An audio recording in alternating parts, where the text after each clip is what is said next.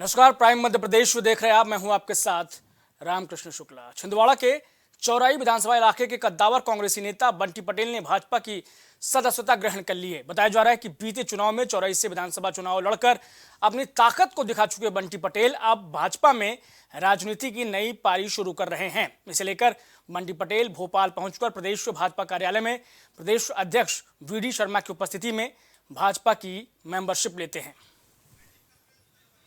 और देखिए, लोकसभा चुनाव से पहले कांग्रेस को यह बड़ा झटका दिया गया है बंटी पटेल की ओर से। बड़े कद्दावर नेता कहे जाते हैं कांग्रेस के, और छिंदवाड़ा में ये जो कुछ भी परिवर्तन हो रहा है, देखिए लोकसभा चुनाव से पहले, क्योंकि मध्य प्रदेश चुनाव के दौरान कांग्रेस के लिए जिस तरीके से प्रचार प्रसार करते हुए नजर आ रहे थे बंटी पटेल, वो लोकसभा चुनाव से ठीक पहले अब बीजेपी में शामिल हो रहे हैं, यानी कि भाजपा की सदस्यता ले ली है। और अब देखिए कि ये बड़ा झटका माना जा रहा है लोकसभा चुनाव 24 से पहले। अरविंद वर्मा इस खबर पर जानकारी के लिए हमारे साथ हमारे संवाददाता मौजूद है। अरविंद, देखिए बंटी पटेल कांग्रेस के कद्दावर छिंदवाड़ा के नेता माने जाते हैं, लेकिन अब बीजेपी के साथ नजर आएंगे, क्या जानकारी है? जी, जैसे कि मैं आपको बताना चाह रहा हूं कि चौरी विधानसभा में पिछले बार निर्दलीय चुनाव लड़ने के बाद बंटी पटेल अब भाजपा ज्वाइन कर लिए, और देखा जाए तो कमलनाथ और सांसद नकुल नाथ के बहुत करीबी रह चुके हैं ये। देखिए, कांग्रेस से क्यों इनका मन रूठ गया, क्यों मोह भंग हो गया और बीजेपी में शामिल हो रहे हैं, तो क्या कुछ वजह सामने निकल कर आ रही बंटी के पीछे? जी, पिछले विधानसभा चुनाव में बंटी पटेल को चौरी विधानसभा से टिकट देने का वादा किया गया था, पर लेकिन टिकट ना मिलने के कारण वो नाराज हो गए। नाराज इतने हो गए कि उन्होंने निर्दलीय चुनाव लड़ने का फैसला लिया। उन्होंने फिर निर्दलीय भी चुनाव लड़ा उन्होंने। इसी कारण बस वो कांग्रेस छोड़कर बीजेपी में आए हैं। ठीक है, बहुत शुक्रिया अरविंद शर्मा इस जानकारी के लिए।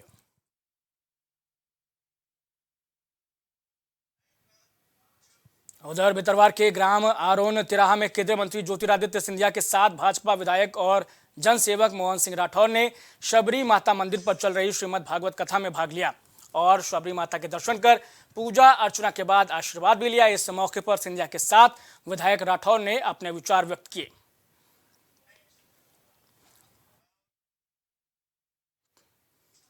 उधर ग्वालियर में नगर निगम परिषद की बैठक में जोरदार हंगामा देखने को मिला, जहां नगर निगम अधिकारियों की कार्य प्रणाली से नाराज पार्षदों ने उन पर कार्रवाई के लिए सदन में जब बिना प्रस्ताव की चर्चा करनी चाहिए तो सभापति ने उन्हें इसकी इजाजत नहीं दी। ऐसे में नाराज पार्षद धरने पर बैठ गए और बाद में बैठक का बहिष्कार कर दिया गया। दरअसल नगर निगम परिषद की बैठक के शुरू होते ही पार्षद रेखा त्रिपाठी ने शिकायत की है कि उन्हें बिना बताए कर्मचारियों को हटा दिया जाता है, जिससे सफाई व्यवस्था प्रभावित होती है।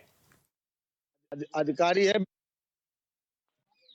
वो अपनी मर्जी से किसी भी कर्मचारी को किसी पार्षद के बिना पूछे वार्ड से हटा देते हैं।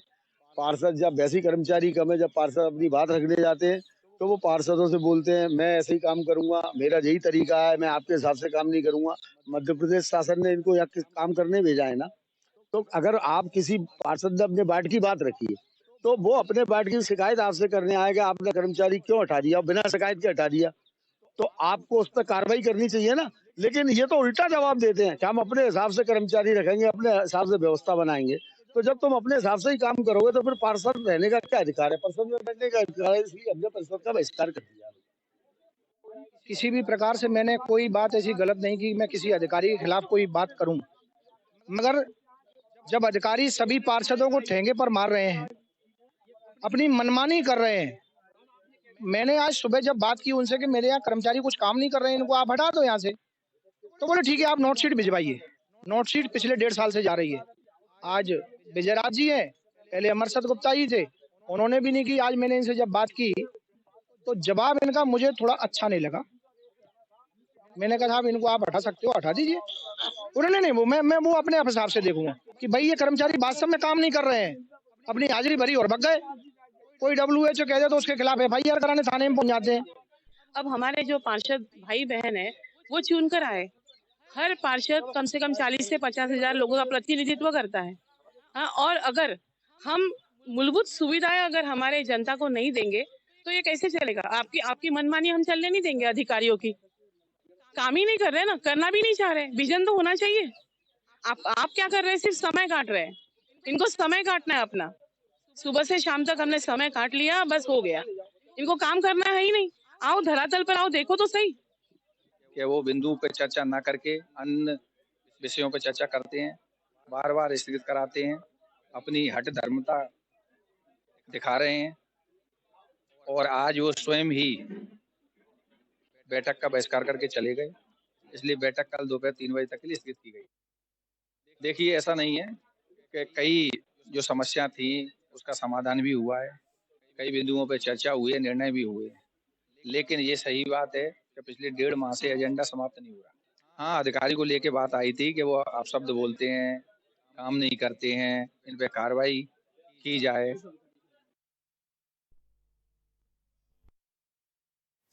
उधर सरल मल्टी स्पेशलिटी की टीम की ओर से कैंसर का निःशुल्क शिविर का आयोजन छतरपुर जिले के बागेश्वर धाम पर 17 फरवरी को लगाया जा रहा है। इस शिविर में डॉक्टर अशोक राजौरिया ब्लड से जुड़ी सभी प्रकार की बीमारियों की निःशुल्क जांच और आयुष्मान के तहत मरीजों का इलाज भी करेंगे।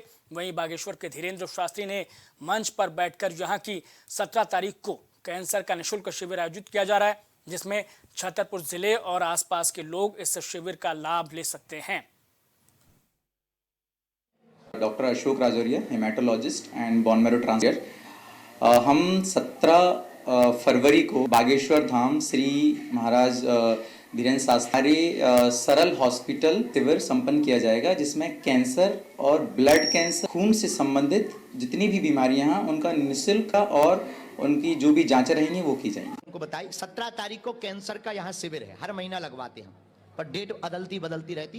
कैंसर हॉस्पिटल की तैयारी चल रही है, अगला विजन हमारा चल रहा है, लेकिन उसके पहले हम प्रारंभिक चीजें कर रहे हैं कि शिविर में कितने मरीज आ रहे हैं, उस हिसाब की हमें व्यवस्था करनी होगी और किस किस स्टेप के मरीज आ रहे हैं। 17 तारीख को कैंसर का शिविर है, छतरपुर जिला आसपास के लोग उसमें आ सकते हैं, फ्री ऑफ कॉस्ट, निःशुल्क है, जांच होगी, मशीनरी है और इलाज भी होगा।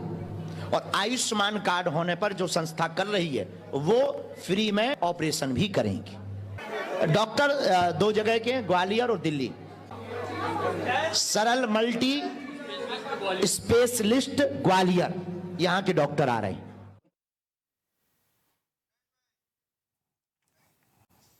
उधर भितरवार में पार्वती नदी पुल के पास लखेश्वरी माता मंदिर स्थित घाटमपुर मौजे की शासकीय भूमि पर 13 दुकानों का निर्माण कार्य दोबारा शुरू कर दिया गया था, जिसकी जानकारी जैसे ही कलेक्टर अक्षय कुमार सिंह और एसडीएम देवकी नंदन सिंह को लगी तो उन्होंने किए जा रहे निर्माण कार्य को रोकने के लिए नायब तहसीलदार के नेतृत्व में पुलिस प्रशासन और राजस्व अमले के साथ नगरीय निकाय का अमला टीम बनाकर भेजा, जहां टीम ने हो रहे निर्माण कार्य को तत्काल प्रभाव से रुकवाते हुए निर्माण उपयोग में लाने वाली सामग्री को हटाने की कार्रवाई की। 7 महीने हो गए, 5-6 महीने करीब। इससे पहले इन्होंने दुकानों का निर्माण कार्य चालू करवाया था। पता लगा कि जो शासन की भूमि है तो हमने नोटिस जारी किया गया, इनके पर अतिक्रमण कार्रवाई की गई और जुर्माना भी इन पर निर्धारित किया गया है। उसके बाद इनको हिदायत दी गई थी कि जो दुकानों का निर्माण कार्य नहीं करें। आज पुनः पता लगा कि जानकारी मिली कि जो पुनः आज निर्माण कार्य करने चालू कर दिया है, तो इसको अभी रुकवाने के लिए काम को आए हैं। कागज मांगे गए, कागज नहीं देते तो शासकीय भूमि है, जैसे भी मिलते जो किसी को अगर कोई जैसे मंडी की भूमि बताई गई है, मंडी को अगर भूमि है तो मंडी को आवंटित कर देंगे दुकानों को, या नगर परिषद को दे देंगे, जिसको भी जैसा भी होगा वो बाद में किया जाएगा। ग्वालियर में पुलिस अधीक्षक की जनसुनवाई में एम्बुलेंस में एक फरियादी पहुंचा। फरियादी देवेंद्र किरार के मुताबिक कुछ बदमाशों ने 30 जनवरी की रात में उसे अगवा कर मारपीट की थी उसके साथ, जिससे उसके दोनों हाथ और पैर फ्रैक्चर हो गए और फरियादी ने पूरे मामले की शिकायत मुरार थाना इलाके में भी की थी।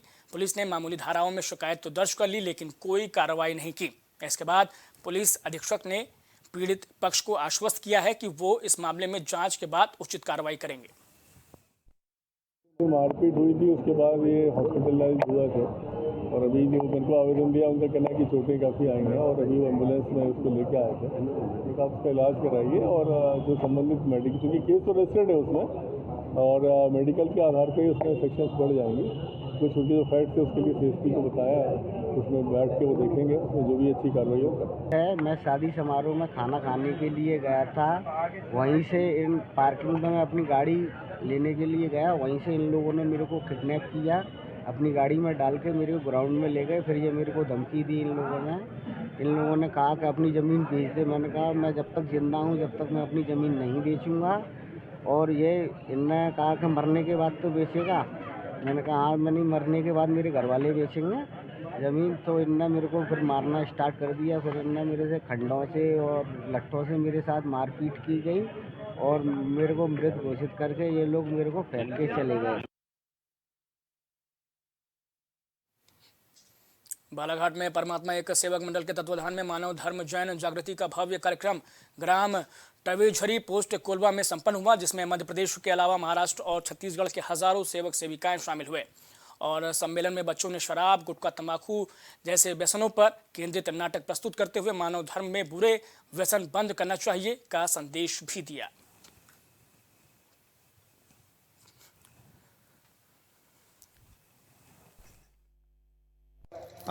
इसका मुख्य उद्देश्य है कि हम पहले रास्ते से भटक गए थे। इस धर्म से पहले हमारे में कई बुराइयां थीं, जैसे हम लोग अंधश्रद्धा को मानते थे, जादू टोना में हम ग्रसित थे, शराब पानी पीते थे, परिवार को हम गरीबी की ओर ले गए थे और इससे हम बहुत अपने परिवार नीचे स्तर में चला गया था। इस प्रकार से कई बुराइयां हैं, जैसे हम जादू टोना को मानते हैं, बैगा गुनिया में तांत्रिक मांत्रिक में जाते हैं, बीमारियों को हम बैगा गुनिया को विश्वास करके हम जाते थे। लेकिन इस मार्ग में आने के बाद में हमको जादू टोना का कोई प्रभाव नहीं और हम लोग इस धर्म में आकर के अपने जीवन को उच्च स्तर तक ले गए। इसका उद्देश्य यही है परमात्मा एक का कि हमारे इस मानव धर्म के जो संस्थापक हैं ये नागपुर के निवासी हैं, टीम की मोहल्ला में इनका निवास है जी। इनने अथक परिश्रम करके जो इस पृथ्वी तल पर जितने गांव हैं हर गांव में हनुमान मंदिर हैं जी, लेकिन हनुमान जी को जगाने का कार्य किसी ने नहीं किया। जो इस धर्म के संस्थापक हैं महान त्यागी बाबा जूदेव जी, उनने हनुमान जी को जगा करके उनको श्रेय दिया है और उनका नाम बाबा हनुमान जी रखा है। उधर सिवनी के एकलव्य आवासीय विद्यालय के छात्र स्कूल के मेन गेट पर हड़ताल पर बैठे हुए हैं और छात्र लगातार कलेक्टर को बुलाकर मिलने की बात कर रहे हैं। बता दें कि एकलव्य आवासीय विद्यालय के प्राचार्य पर गंभीर आरोप लगाए गए हैं और स्कूल में नियुक्त 2 अतिथि शिक्षकों ने इस्तीफा भी दे दिया है, जिसको लेकर एसडीएम और ब्लॉक शिक्षा अधिकारी बच्चों को समझाने में जुटे हुए हैं। ग्वालियर में रेडिसन होटल में एक कैफे में नए साल के मौके पर आयोजित पार्टी में 2 गुटों के बीच हुई लड़ाई में अब आरोपी पक्ष के परिवार के लोग सामने आ गए हैं और उन्होंने एडिशनल एसपी ऋषिकेश मीणा को ज्ञापन देकर निष्पक्ष जांच और कार्रवाई करने का आवेदन किया है। बताया जा रहा है कि रिजर्व टेबल पर बैठने को लेकर जज के बेटे और आरोपी बनाए गए पंकज चौहान के बीच ये विवाद हुआ था, जो देखते ही देखते खूनी संघर्ष में तब्दील हो गया। इसमें यश वर्मा गंभीर रूप से घायल हो गए थे। वहीं पंकज चौहान के परिवार का कहना है कि पंकज भी इस झगड़े में गंभीर रूप से घायल हुए थे, लेकिन पुलिस ने क्रॉस मामला दर्ज नहीं किया।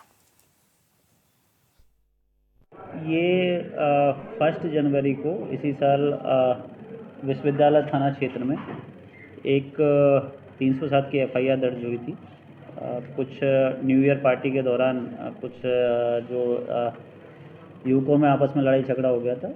उसी में जो एफआईआर में जो आरोपी पक्ष है उसके घर वाले एक आवेदन लेके आए हैं।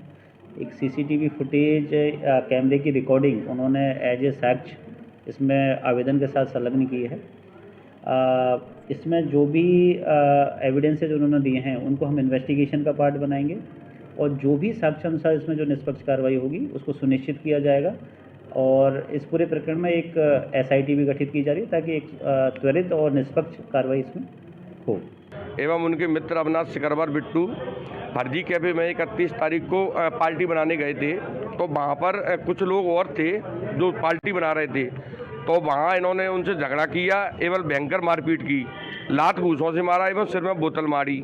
उसके बाद वो थाने में रिपोर्ट करने आए तो वहाँ पर उनको बिठा लिया गया और वहाँ पर एक टीआई जो प्रमोट हुए हैं 31 तारीख को पार्टी दे रहे थे वहीं पे उनने आके जहाँ के थाना प्रभारी भी नहीं थे वो दिलीप समारिया जी, उनने उनकी वहाँ पर आके मारपीट की और मारपीट इतनी भयंकर की अविनाश सिकरवार की कि उनकी खाल रुच गई। अगर आज भी वो जेल से छूट के आएंगे तो आप देखोगे तो पूरे दागे निशान बनने पड़े हुए उन पर। ग्वालियर में लगे व्यापार मेले में एक बड़ा हादसा होते होते टल गया। दरअसल मेला परिसर में बने एक मैरिज गार्डन के स्टोर में शॉर्ट सर्किट से आग लग गई और आग लगने से मेला इलाके में अफरा तफरी के बीच मौके पर पहुंची फायर ब्रिगेड की टीम ने कड़ी मशक्कत से आग पर काबू पा लिया। वहीं नगर निगम के फायर ब्रिगेड ऑफिसर का कहना है कि अगर समय रहते आग पर काबू नहीं पाया जाता तो बड़ा हादसा हो सकता था। संस्कृत गार्डन में आग लगी है, तो वैसे ही मेले से 2 गाड़ियाँ और एक हेडक्वार्टर से 3 गाड़ियाँ फायर ब्रिगेड की रवाना की और यहाँ आकर के तत्काल उसको बुझाने की कार्रवाई की। दरवाजे बंद थे, दरवाज़ा तोड़ के आग को अंदर से कंट्रोल किया गया और करीब आधा घंटे की मशक्कत के बाद दोनों स्टोर को आग पर काबू पा लिया गया। उधर राजगढ़ में आपराधिक गतिविधियों में लिप्त नरसिंहगढ़ तहसील का कुख्यात बदमाश नरेंद्र गुर्जर पर पुलिस अधीक्षक धर्मराज मीणा ने 40,000 रुपए का इनाम घोषित किया है। बताया जा रहा है कि आरोपी नरेंद्र गुर्जर पिछले कई दिनों से नरसिंहगढ़ इलाका और उसके आसपास के इलाके में दहशत बनाकर वारदातों को अंजाम दे रहा था। बीते दिनों आरोपी ने नरसिंहगढ़ पेट्रोल पंप पर लूट और कुरावा नगर में मोबाइल शॉप पर फायरिंग भी की थी। साथ ही सुठालिया नगर में भी लूट की वारदात को उसने अंजाम दिया था। इसे लेकर पुलिस लगातार आरोपी की तलाश में जुटी हुई है और अब 40,000 रुपए के इनाम की घोषणा भी आरोपी पर की गई है। दिनांक 1/2/2024 को एक पेट्रोल पंप है वेरसिया रोड पर नरसिंहगढ़ क्षेत्र में आता है। वहां पर 2 अज्ञात लड़के मुंह बांध के आए थे और उन्होंने भय कारित करके पेट्रोल पंप में जो पेट्रोल डालता है उससे 5,000 रुपये ले गए थे। और यही जो लड़के थे जो कुराबर में जाकर इन्होंने हवाई फायर किया था और सोठालिया क्षेत्र में भी एक बोलेरो गाड़ी पर इसने हवाई फायर किया था। नरेंद्र गुर्जर को तलाशने के लिए श्रीमान पुलिस अधीक्षक महोदय राजगढ़ द्वारा विभिन्न टीमें बनाई गई है और विभिन्न जगह दबिश दी जा रही है और श्रीमान पुलिस अधीक्षक महोदय द्वारा आरोपी नरेंद्र गुर्जर का पता बताने वाले पे 40,000 का इनाम उद्घोषित किया है। जो कोई भी उसका पता बताएगा। छिंदवाड़ा के ग्राम खारी में एक दर्दनाक हादसा हो गया, जहां एक मासूम निवान आम्रवंशी खेलने के दौरान पानी के गड्ढे में गिर गया, जिसके बाद परिजन मासूम को लेकर इलाज के लिए निजी क्लिनिक लेकर पहुंचे, जहां डॉक्टरों ने मासूम को मृत घोषित कर दिया। घटना के बाद परिवार वालों में कोहराम मचा हुआ है। फिलहाल पुलिस मामले की जांच में जुटी हुई है। 15 महीने का बच्चे की मौत हुई थी, किस कारण से हुई सर? ये नंदलाल आम्रवंशी अपने खेत में रहता है और उसके बच्चे भी वहीं रहते हैं और ये खेत में काम कर रहा था। बच्चा खेलते खेलते पीछे चला गया, पानी की टंकी बनी हुई थी उसमें, वो गिरकर पानी में डूबकर खत्म हो गया है। मर कायम करके जांच की जा रही है। कहाँ का मामला है सर ये अम्बाड़ा।